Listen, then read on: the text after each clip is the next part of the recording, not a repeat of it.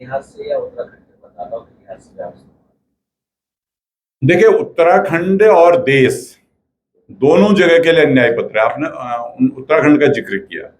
2004 से लेकर 2014 तक इस देश के अंदर कांग्रेस की सरकार थी।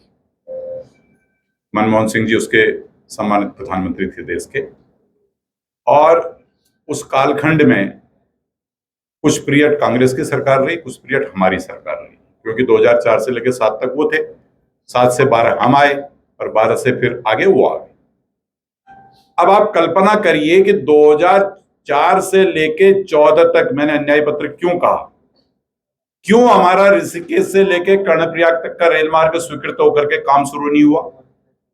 क्यों हमारी ऑल वेदर रोड नहीं बनी? क्यों हमारे 4-4 मेडिकल कॉलेज नहीं आए?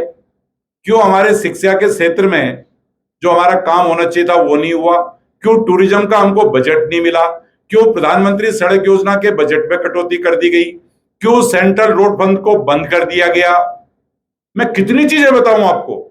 मैं पहले ही कह रहा था ना कि अगर इन सारे बातों को बताने लगेंगे तो पूरा दिन बीत जाएगा, लेकिन मैं ऑथेंटिक बोल रहा हूं सारी चीजें।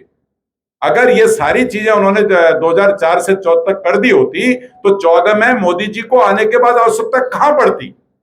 मैंने तो एक बार कांग्रेस के लोगों से पूछा था कि मैंने कहा, आप मुझे जो पैसा आपने 2004 से 14 तक दिया उसकी लिस्ट भेज दीजिए। भाई, कितना पैसा आपने रिलीज किया, कितना केंद्र सरकार ने अपना बजट का प्रोविजन कर करके हमको भेजा, वो है ना प्रमाणिकता। आप हमारे किए हुए काम को कहोगे हमने चिट्ठी चलाई थी। तो इसलिए उत्तराखंड के लिए तो वो पूर्ण रूप से ऑथेंटिक अन्याय पत्र है। सर, आप जो लेकर के इतना